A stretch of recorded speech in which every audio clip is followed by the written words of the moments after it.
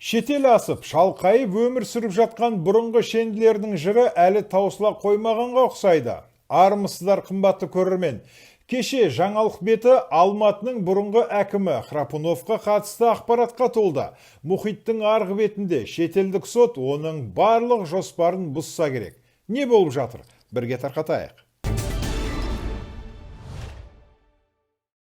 Нью-Йорктың оңтүстік округындағы аймақтық сот шешімі Американың басылымдарында да, ел жаңалықтарында да жарияланып жатыр. Сот Виктор Храпуновты да, оның ұлы Ильяс Храпуновты да жақтамапты.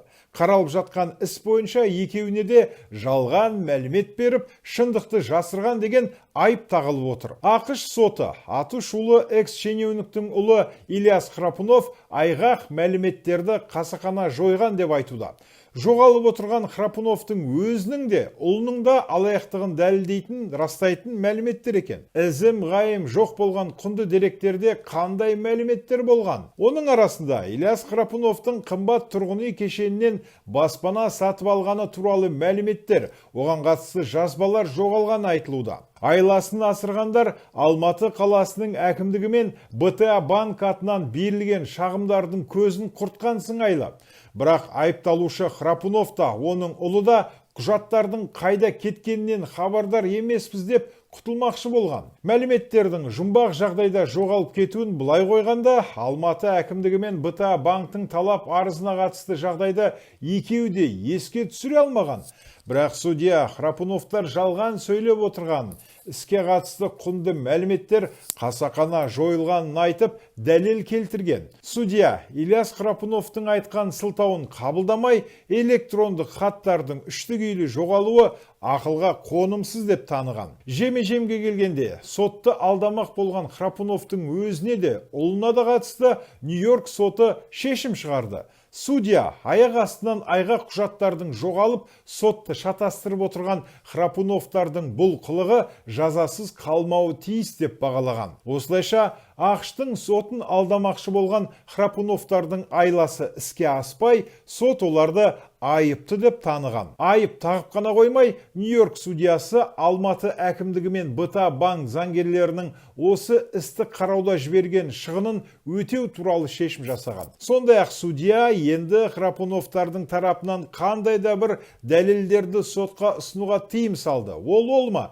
Ильяс Храпунов қасақана жойған құжаттар талап арызды дәлелдей түсетін мәліметтер екенін алға тартқан.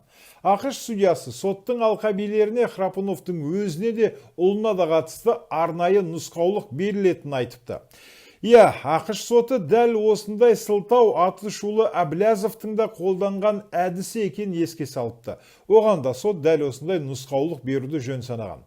Бұл экс-шенеунікке қатысты қозғалып отырған жалғыз іс емес. Оған қатысты іс Калифорнияда да, Нью-Йоркте де қозғалған. Храпунов жайында айтудың өзі артық. Десе де еске салайын. Ол еліміздің ең ірі мегаполисін 1997 жылдан 2004 жылға дейін басқарып, ашса алақанында, жұмса жұдырғында ұстады. Мол ақшаның қожайыны атанып, не ішсем, не кисем демей әбден билеп төстеген экс-әкім. Алматыны басқарып отырған кезінде мемлекеттің қаражатына қол салып, бала шағасын жүгін тиеп 2007 жылы шетелге қашқан аты шулы экс-шенеунік. Храпуновтың 300 миллион ақш доллар көлемінде ақша иемденгенін халықаралық жаңалық жарыса жазған болатын.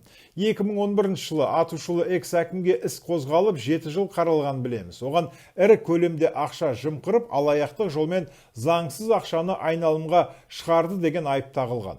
Осы қылмыс үшін 2018 жылы сырттай 17 жылға, ал экс-әкімнің жұбайы Лейла Храпунова 14 жылға сотталғаны айтылды. Бірақ Храпунов түрмеде емес, ол Швейцарияда. Қазақстан 2014 жылы ақштың Калифорниядағы сотына Храпуновтың өзіне де, оның отбасы мүшелеріне де қатысты арыз шағым жіберген болатын. Бірақ сот нәтижесі ойлағандай болмаған.